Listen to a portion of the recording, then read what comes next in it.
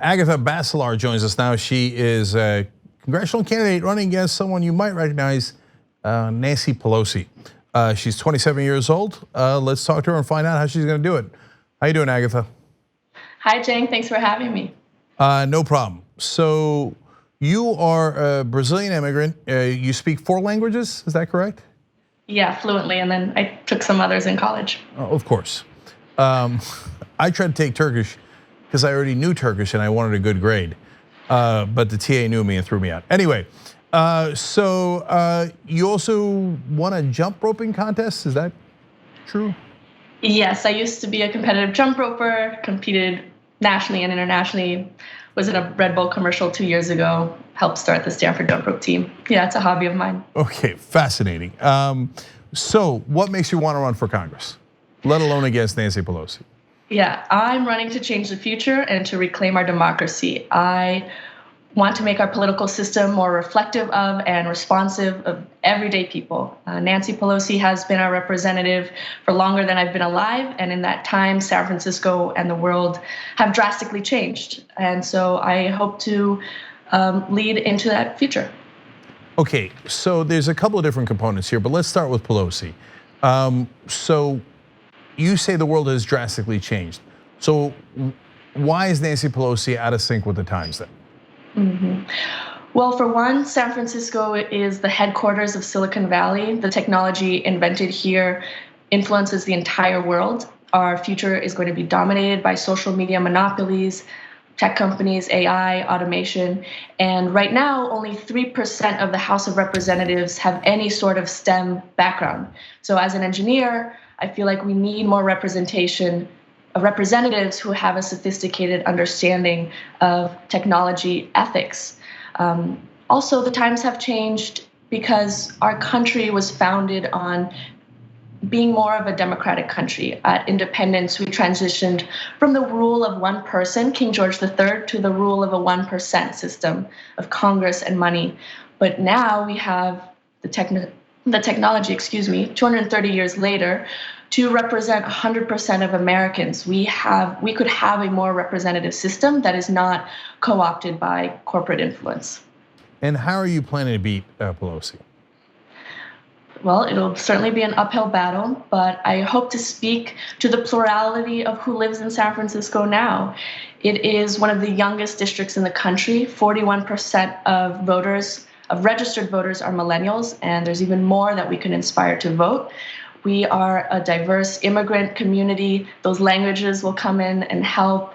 And most of us work in tech, so I feel like there's been a loss of hope. Here in Silicon Valley, sometimes you think if you want to make change, you build a startup and you disrupt the system. But I still have such a strong belief that government is the most impactful lever to influence the majority of people. And so I hope to inspire this new generation and make them believe that it's our time to lead. And there are other progressives in the race. So what distinguishes you from them? Right. So when I filed to run, I was the first candidate. I was the only one challenging Pelosi at the time. And since getting to meet the other 2 challengers, while they are excellent advocates, I feel like it's up to the voters to decide. I feel like we do have a lot of lawyers in Congress already. We in San Francisco have a female mayor, 2 female senators, the first female Speaker of the House. I think it's important to reach gender parity in Congress and fight for women's issues, that there are more women on the ballot. And representing these other demographics is absolutely key. Okay, if you were elected, what policy planks would you prioritize? I'm running on a progressive platform, so things that help the survival of humanity. That means climate change, fighting for things like a Green New Deal or Medicare for all. Immigrant justice, that's probably the topic that most personally and emotionally moves me and what I've been an advocate for most of my life. And then I'm also fighting to represent the local issues of San Francisco.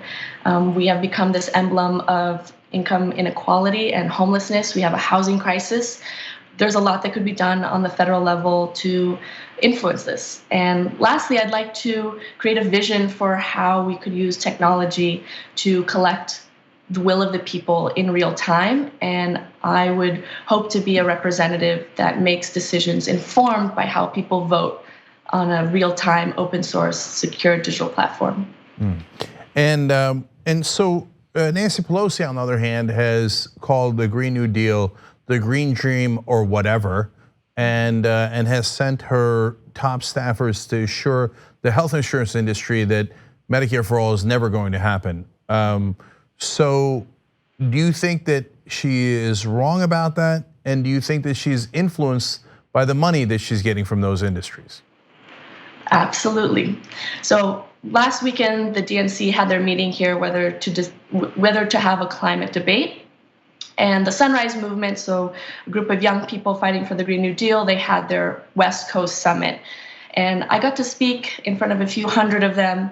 And that was an audience where just in the introduction, just mentioning that I was challenging Nancy Pelosi caused the entire tent of people to stand up and cheer and clap.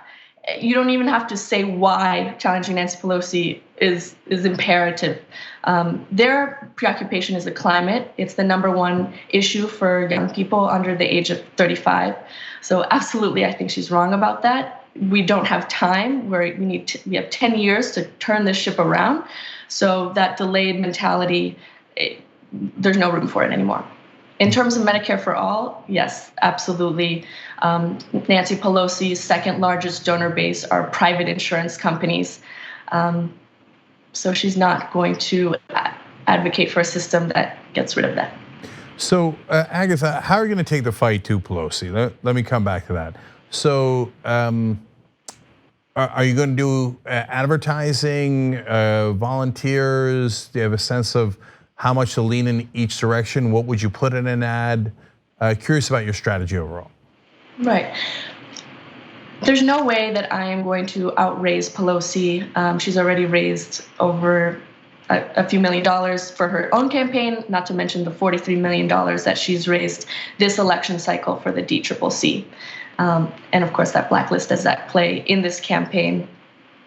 I have a background as a documentary filmmaker and also doing political advocacy and organizing. So I absolutely believe in people power, in getting people educated and mobilized. So definitely going to have a strong ground game. And then also want to pilot ways of doing more participatory democracy. How do I not just be a candidate that preaches a platform, but builds consensus and brings people together who might feel like the political system isn't serving them? All right, the website is agathaforcongress.com. We'll have the links down below if you want to donate or volunteer. If you're watching this later on Facebook or YouTube. Agatha, these days, I presume that you're not taking corporate PAC money, but I just want to be sure. No, absolutely not. This is a grassroots campaign, and we rely on all of you watching to support and uplift this campaign to go forward. All right, well, lots of good progressives looking to overturn Nancy Pelosi's reign, if you will, and I couldn't be more supportive of that idea overall. Among the people standing up and applauding at the idea of Nancy Pelosi no longer being a representative, let alone Speaker of the House. So Agatha, thank you for joining us on the Young Turks. I appreciate it. And thank you for all the work that you do. Thank you. If you like the interview that you just watched, I got great news for you. If you become a Young Turks member, you can watch them live as they happen. Only the members get that. You also get Young Turks live. You also get Aggressive Progressive live and Old School live. Everything is available for the members and commercial free. tytnetwork.com/join.